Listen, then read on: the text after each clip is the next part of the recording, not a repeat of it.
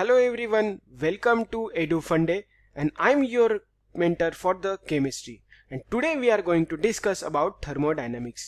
तो आज हम thermodynamics में पढ़ेंगे properties of the system.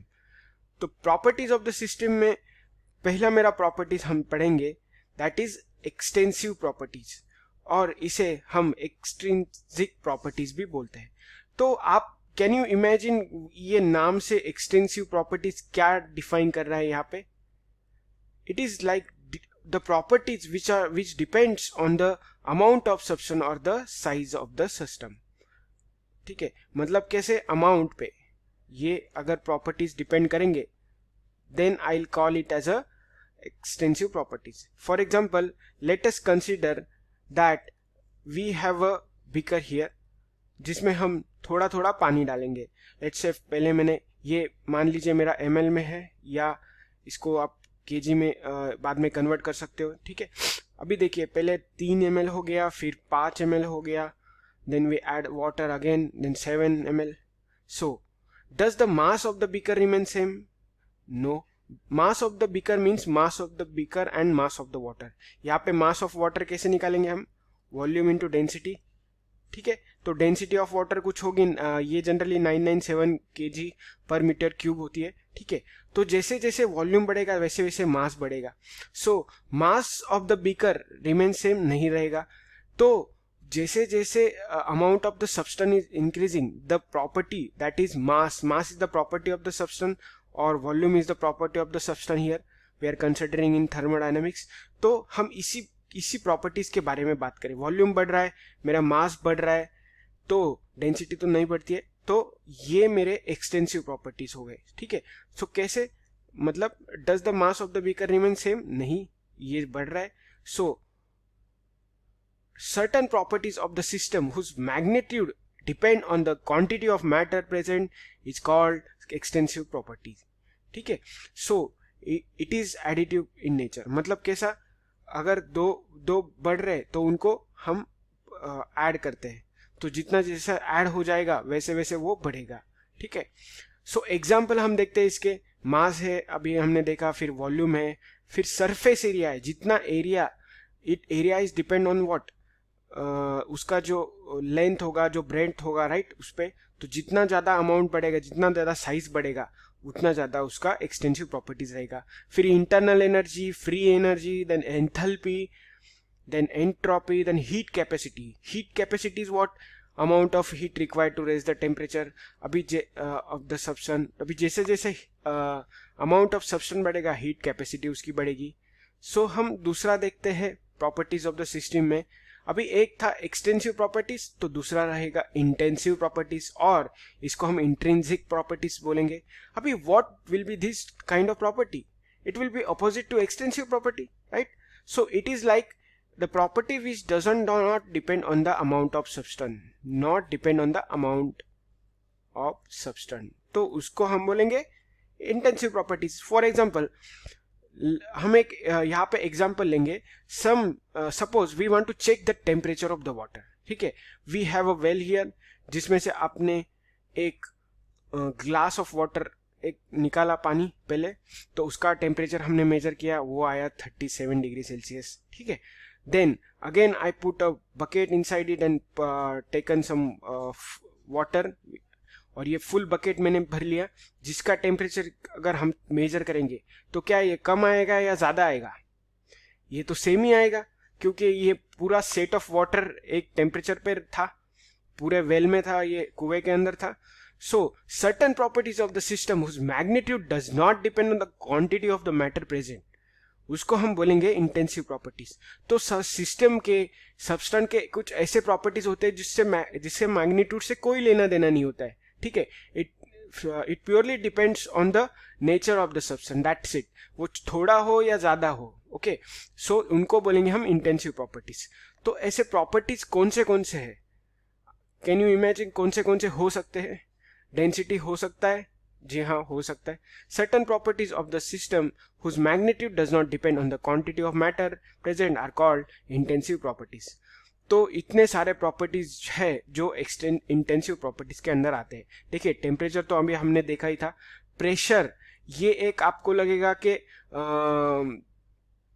It must be the extensive property, but नहीं, प्रेशर मेरा प्रेशर मेरा जो है ये इंटेंसिव प्रॉपर्टी रहता है, ठीक है। Then my density is intensive property, viscosity, refractive index, molar heat capacity. अभी heat capacity was my extensive property, right? It was depending on the amount of substance, but molar heat capacity is what?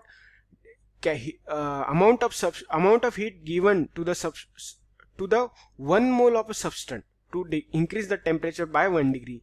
So molar heat capacity of a substance क्या होगा? Define हो गया। तो जो definite रहते which does not depend on the amount of substance, वो बोलेंगे हम इंटेंसिव प्रॉपर्टीज। अभी कॉन्सेंट्रेशन, आप सोच रहे होगे कॉन्सेंट्रेशन तो कम होगा, बढ़ेगा अगर मेरा अमाउंट ऑफ सब्सटेंस घटाया गया और बढ़ाया गया तो। So let's consider concentration. अभी मैंने बोला कि कोई कॉन्सेंट्रेशन है, कोई एक्वास सॉल्यूशन है 100 ml का, जिसमें 100 ml जिसमें 5 ml HCl है, ठीक है। तो इसका कॉन्सेंट्रेशन कितना हो गया? 5/100।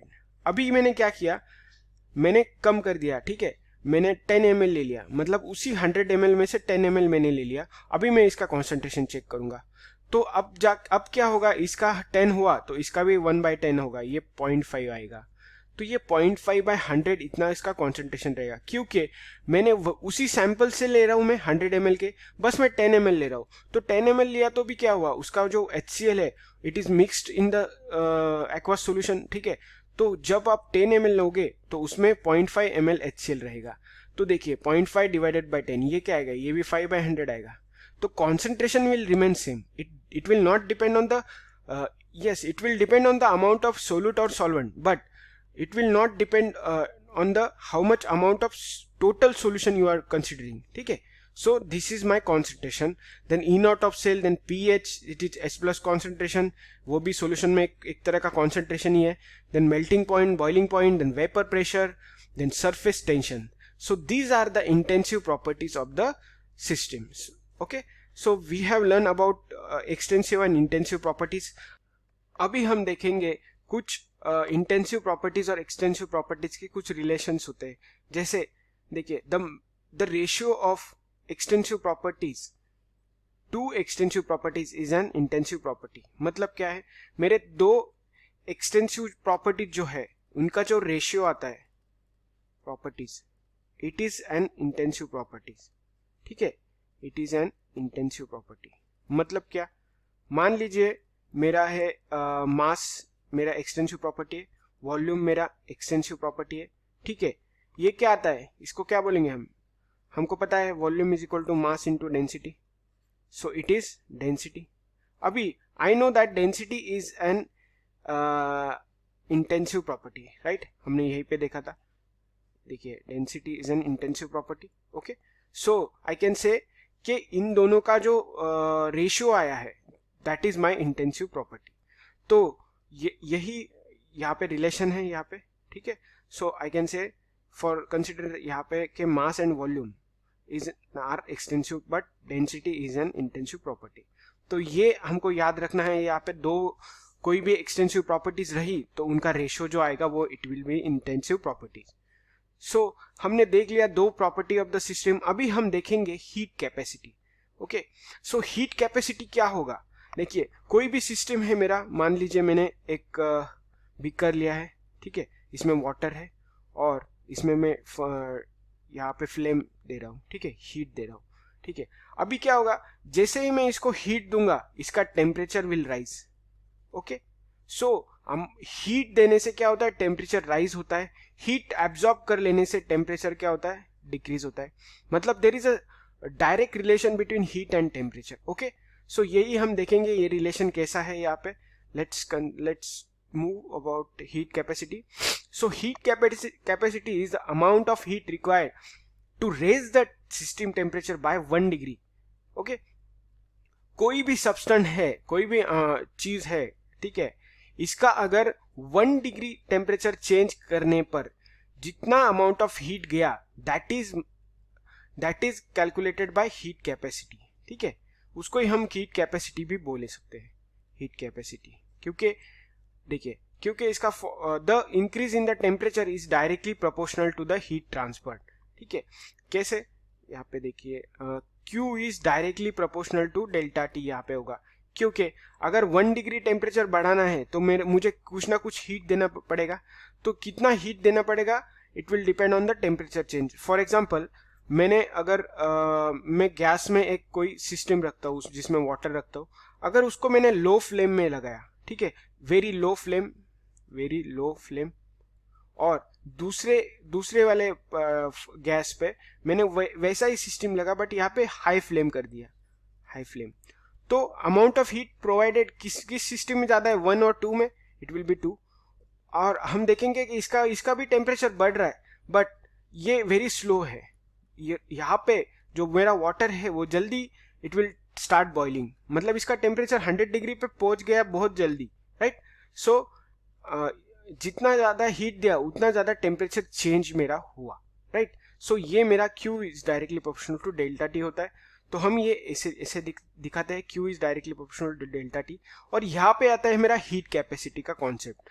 सो यहाँ पे Q इज इक्वल टू हम C इंटू डेल्टा टी करेंगे, जिससे C मेरा कांस्टेंट होगा और ये होगा मेरा हीट कैपेसिटी। ओके, अब जब ये 1 डिग्री चेंज होगा तो delta T will be 1, so Q will be, if delta T is 1 तो Q is equal to my C। Okay, so ये होगा मेरा heat capacity. So when where C is called heat capacity. Okay, तो it depends on the size, composition and the nature of the system, ठीक है। मतलब heat capacity किसका ज्यादा होगा, कोई भी एक सिस्टम ए है और ये सिस्टम भी है, मान लीजिए ये वाटर है और मान लीजिए ये इथेनॉल है, ठीक है, वाटर और ये है मेरा इथेनॉल। अभी दोनों का टेम्परेचर, इथेनॉल मतलब क्या होता है, ये अल्कोहल है, जैसे कोई फ्यूल होता है तो फ्यूल जल्दी बर्न होता है, वाटर बर्न नहीं होता जल्दी, मतलब इसको क्या है, amount of heat required to raise the temperature of ethanol कितना होगा, कम होगा with comparison to water, right.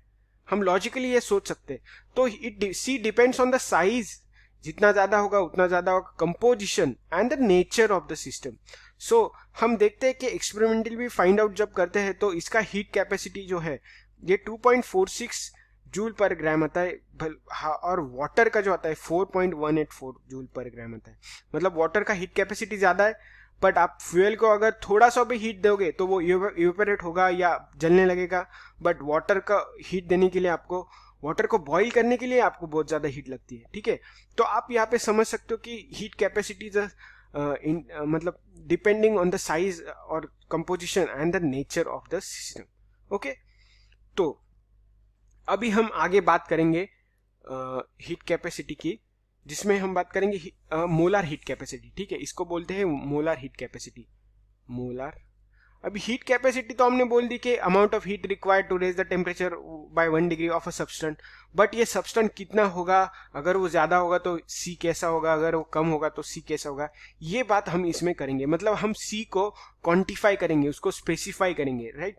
तो यहाँ पे मोलर हीट कैपेसिटी हम बोलते हैं, जिसको हम बोलेंगे कि amount of heat required to increase the temperature by 1 degree of a mole of substance,